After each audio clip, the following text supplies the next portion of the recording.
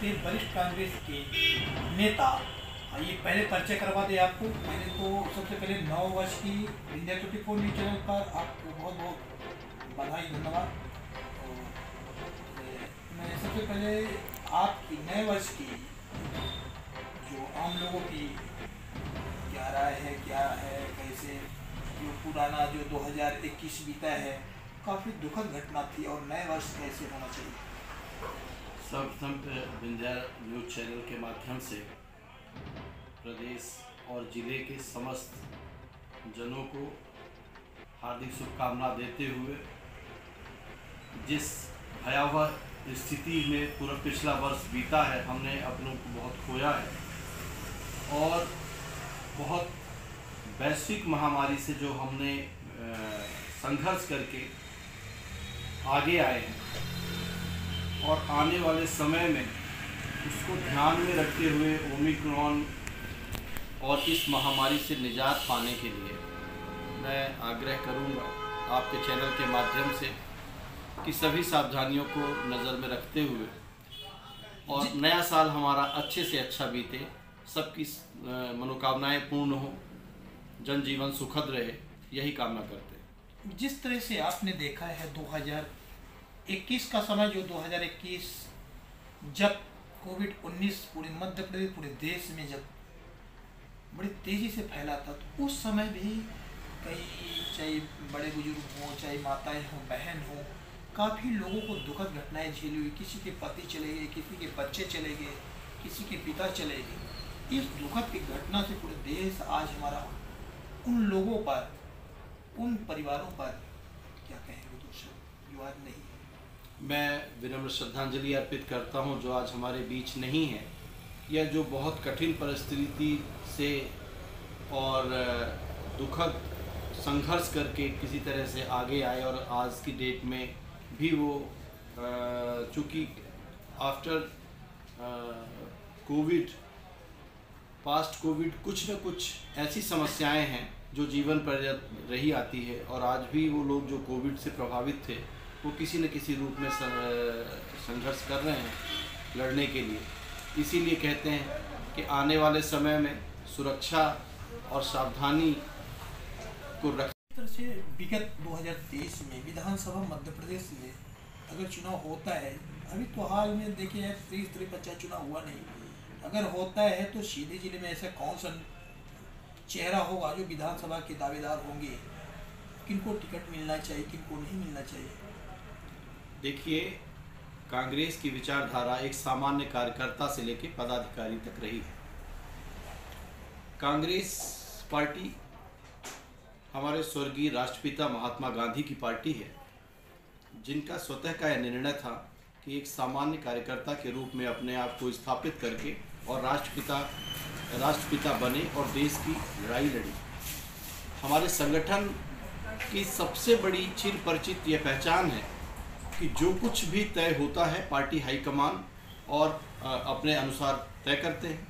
शीर्ष का नेतृत्व, प्रदेश का नेतृत्व, जिले का नेतृत्व जिस कैंडिडेट का सिलेक्शन चुनाव के लिए करेगा वह उसकी विचारधारा से परे नहीं हो सकता है, वो कांग्रेस विचारधारा के अनुरूप ही नियुक्त किया जाएगा। कहीं में कहीं जब आपके प्रदेश पदाधिकारी आते हैं कि राष्ट्रीय कार्यकारिणी के जब भी सीधे कांग्रेस भवन कक्ष में आते हैं, जब चुनाव चलता है, उस दौरान काफ़ी मतलब लोगों को काफ़ी लिस्ट मिलती है कि ये उम्मीदवार होते हैं, लेकिन क्या इस बार ऐसा कुछ होगा कि जो सीधी में कुछ परिवर्तन हो? देखिए, ये बहुत सरल सी बात है कि जब हम एक परिवार में होते हैं तो विवाद नहीं होता है, वहाँ संवाद होता है। संवाद एक प्रक्रिया है अपने कार्य को दर्शाने का, अपने परिवार के अपने बीच में अपनी कर्मठता को, अपने दावों के लिए आदमी अपने पक्ष को रखता है, और हमारे परिवार का मुखिया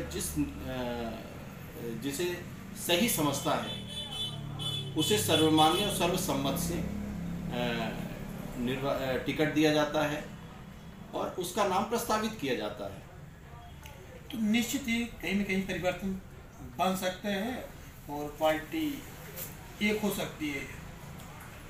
जनता की सेवा, जन सेवा कांग्रेस की एक मूल विचारधारा रही है और दूर दराज, गली कूचों, पिछड़ा वर्ग, अभी माननीय प्रियंका गांधी जी ने महिला सशक्तिकरण के लिए जिस प्रकार से कांग्रेस की प्रथम महिला प्रधानमंत्री आयरन लेडी स्वर्गीय श्रीमती इंदिरा गांधी रही हैं, उसी तर्ज पे अपनी देश की महिलाओं को आगे लाने के लिए पुनः प्रयास प्रियंका जी और प्रथम चरण का। लेकिन फिर कहीं न कहीं शिवराज सरकार वर्तमान में उन नामांकन को वापस करने के लिए उनकी रास तो दे रही है। जो लोग पर्चा, पॉम्पलेट, वित्त गाड़ी लगा चुके, क्या उनका खर्च मिलना चाहिए? जिस तरह से शिवराज सरकार कहीं न कहीं डरी हुई है।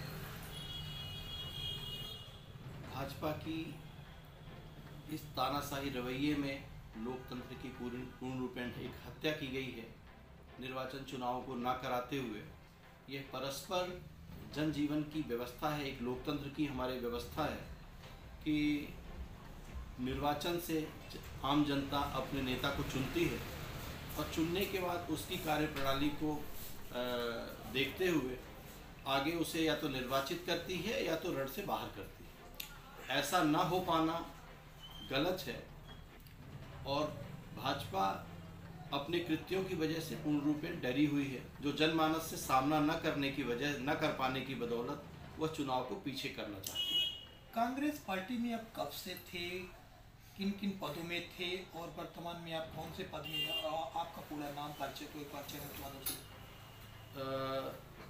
21 वर्ष की आयु में मेरे स्वर्गीय पिताजी स्वर्गीय के सिंह चौहान म्युनिसिपल कॉर्पोरेशन के चेयरमैन बने और निर्दलीय पार्षद बने। इसके बाद कांग्रेस का दामन थामा और नगर पालिका के चेयरमैन रहे।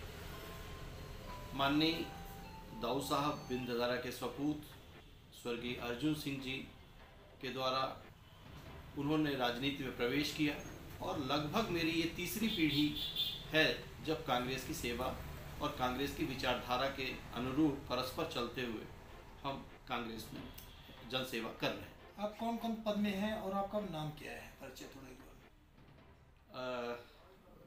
मेरा अजीत सिंह नाम है, अजीत पाल सिंह। मैं पूर्व में मध्य प्रदेश पंचायती राज का महामंत्री रहा हूँ। मैं लोकसभा शहडोल के चुनाव निर्वाचन के दौरान बाई इलेक्शन में लोकसभा का सह प्रभारी रहा। मैं बैतूल में विधानसभा बाई इलेक्शन अमर सिंह के उसमें जब पार्टी ने टिकट दिया तो वह विधानसभा का प्रभारी रहा और डायरेक्ट इनडायरेक्ट प्रदेश और ज़िले की सेवा करते हुए हमारे परिवार ने भी जनसेवा की है और अपने को शून्य की जगह में एक कार्यकर्ता के रूप में